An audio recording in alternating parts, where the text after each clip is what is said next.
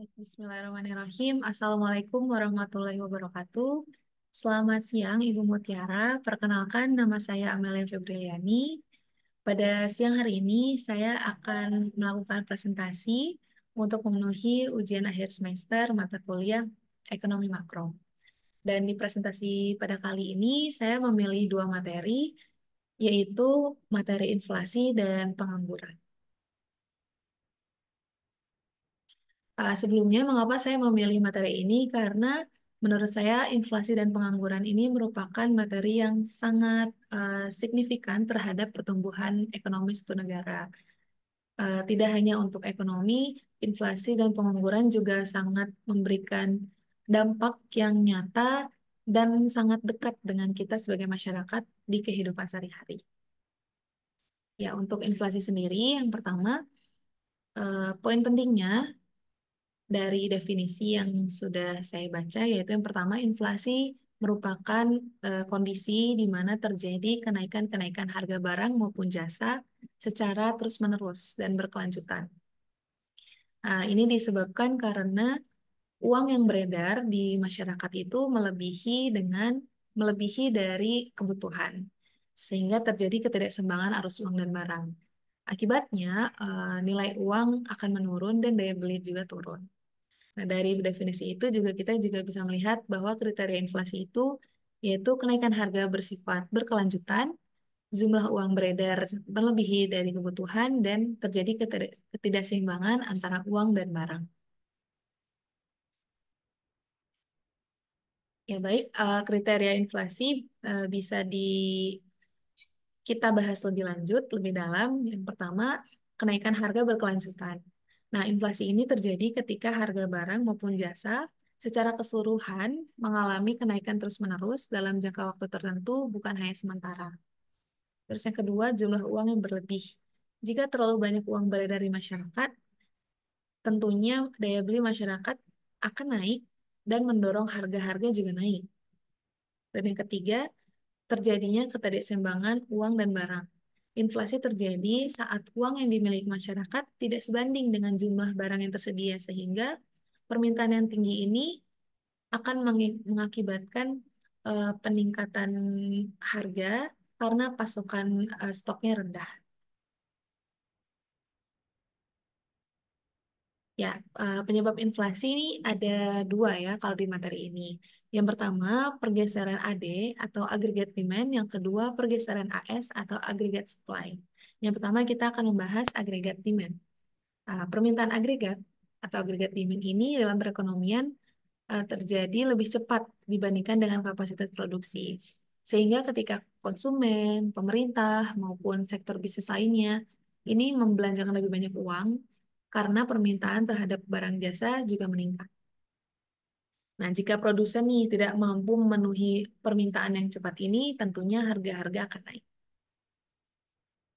Yang kedua, inflasi terjadi karena pergeseran agregat supply.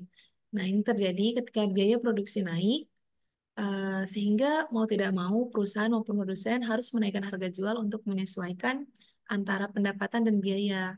Nah, ini bisa disebabkan karena bahan baku, upah buruhnya, atau adanya gangguan distribusi pasokan.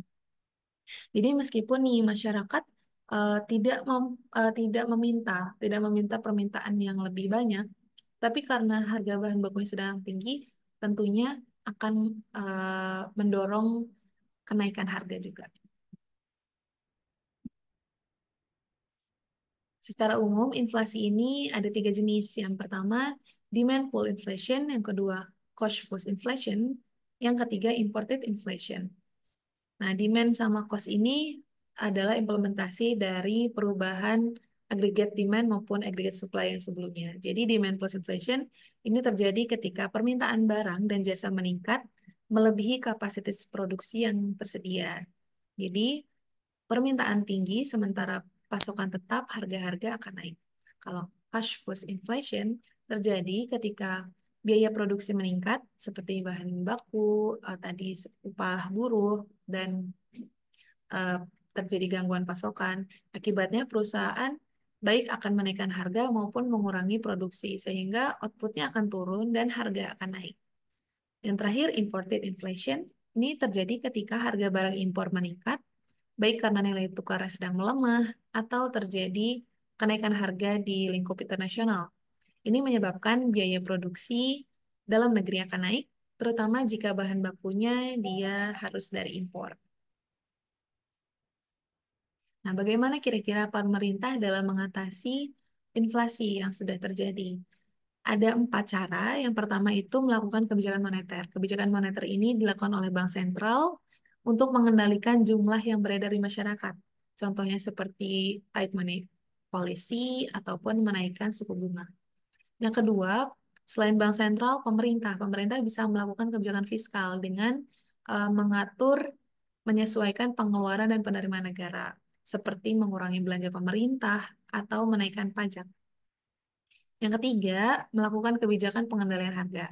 Nah, ini juga pemerintah bisa melakukan turun langsung untuk menetapkan dan mengontrol harga, terutama kepada barang-barang barang-barang kebutuhan pokok, seperti menetapkan harga maksimum, memberikan subsidi, atau melakukan operasi pasar. Dan yang terakhir, em, melakukan kebijakan peningkatan produksi. Ini pemerintah bisa memberikan insentif agar produsen maupun perusahaan dapat mendorong produksinya dalam negeri sehingga penawaran bisa dipenuhi. Atau pemerintah bisa melakukan perbaikan distribusi barang yang mungkin terkendala. Seperti itu. Ya, inflasi sudah selesai. Mari kita lanjutkan ke materi kedua yaitu pengangguran. Seperti yang kita tahu, pengangguran itu merupakan keadaan bagi seseorang yang sebenarnya dia termasuk nih ke dalam kategori angkatan kerja, tapi tidak memiliki pekerjaan ataupun masih mencari pekerjaan. Menurut BPS atau Badan Pusat Statistik, pengangguran merupakan orang yang tidak bekerja sama sekali atau bekerja kurang dari 2 hari sekali selama seminggu dan berusaha memperoleh kerjaan. Nah, di sini ada mapping view dari konsep tenaga kerja. Kita bisa lihat bersama bahwa penduduk itu bisa terbagi ke dalam 2 kategori, yaitu usia kerja dan bukan usia kerja. Nah, usia kerja ini, kalau yang sudah saya baca, yaitu rentang usia 15 hingga 64 tahun atau tergantung pada kebijakan negara masing-masing. Nah, untuk usia kerja ini terbagi ke dalam 2 kategori lagi, yaitu angkatan kerja dan bukan angkatan kerja. Kalau bukan angkatan kerja, dia sebenarnya sudah memasuki usia kerja, tapi dalam hal kondisi masih sekolah atau melanjutkan pendidikan, ibu rumah tangga ataupun yang sedang mengurus rumah tangga, dan yang lainnya seperti pensiun dini. Untuk angkatan kerja ini juga dibagi lagi ke dalam 2 kategori, yaitu bekerja dan pengangguran. Kalau yang bekerja, baik itu sedang bekerja maupun sementara tidak bekerja. Kalau pengangguran, dia terbagi 4, yang sedang mencari pekerjaan, dia yang sedang mempersiapkan usaha, yang merasa tak mungkin mendapat pekerjaan dan sudah punya pekerjaan tapi belum mulai bekerja. Kalau ini adalah jenis pengangguran dari pendekatan penyebab. Yang pertama adalah frictional, terjadi karena keadaan umum seperti sedang mencari pekerjaan, karena berpindah tempat, baru lulus sekolah, atau baru memasuki pasar kerja. Yang kedua, cyclical, di mana disebabkan oleh masa resesi atau terjadinya penurunan ekonomi suatu negara, di mana permintaan barang dan jasa menurun sehingga perusahaan harus mengurangi jumlah tenaga kerja atau PHK. Yang ketiga, structural. Ini karena adanya ketidaksesuaian antara keterampilan tenaga kerja saat ini dan kebutuhan pasar kerja. Disebabkan juga karena perubahan teknologi maupun industri ataupun lokasi kerja. Contohnya ketika buruh tidak lagi relevan pada industri, sudah pindah ke otomasi, tapi belum memenuhi kemampuan. Jadi buruhnya belum memiliki kemampuan untuk mengoperasikan teknologi terbaru sehingga secara struktural harus di PHK. Dan yang terakhir technological. Hampir sama seperti structural, tapi memang ini adalah penggantian fungsi dari manusia ke mesin. Selanjutnya, pengangguran dari pendekatan waktu.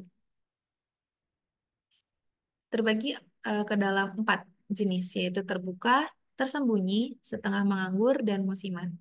Pengangguran terbuka yaitu tidak memiliki pekerjaan sama sekali atau sedang mencari pekerjaan. Pengangguran tersembunyi yaitu tenaga kerja yang berlebih sehingga produktivitas menurun dan menjadi tidak optimal. Yaitu ketika suatu perusahaan ternyata tidak membutuhkan sebanyak itu sehingga pekerjaannya menjadi tidak efektif dan tidak optimal. Itu disebut pengangguran tersembunyi. Yang ketiga itu pengangguran setengah menganggur, yaitu memiliki pekerjaan tapi jam kerjanya masih di bawah standar. Dan yang terakhir adalah pengangguran musiman, di mana pengangguran ini bergantung pada musim ataupun fluktuasi waktu atau periode. Seperti dalam pertanian, perkebunan itu kan menunggu waktu panen ataupun lainnya. Dan ternyata antara inflasi dan pengangguran ini ada hubungannya yang bisa kita tarik. Yang pertama, jika agregat jika permintaan agregat naik, tentu produksi akan naik. Dan produksi akan naik ini akan membuka lapangan pekerjaan dan mengakibatkan pengangguran bisa turun. Tapi inflasi akan naik. Dan jika permintaan agregat turun, produksi tentunya akan menurun dan pengangguran bisa naik, maka inflasi akan turun. Nah, bagaimana upaya pemerintah dalam mengatasi pengangguran? Yang pertama, meningkatkan pertumbuhan ekonomi.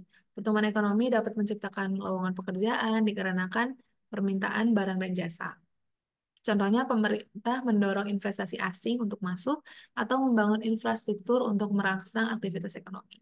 Yang kedua, investasi padat karya, seperti pertanian, manufaktur, dan konstruksi yang membutuhkan banyak tenaga kerja, dan program pembangunan jalan atau perumahan yang melibatkan banyak pekerja. Dan yang ketiga ada pelatihan kerja. Selain menambah lowongan, juga menambah kualitas SDM itu sendiri, dengan meningkatkan keterampilan tenaga kerja agar sesuai dengan kebutuhan industri melalui pelatihan. Contohnya ini, pemerintah bisa bekerja sama dengan industri untuk menyelenggarakan kursus teknis atau program-program vokasi. Ya, sekian Ibu eh, presentasi yang bisa saya sampaikan pada kesempatan kali ini.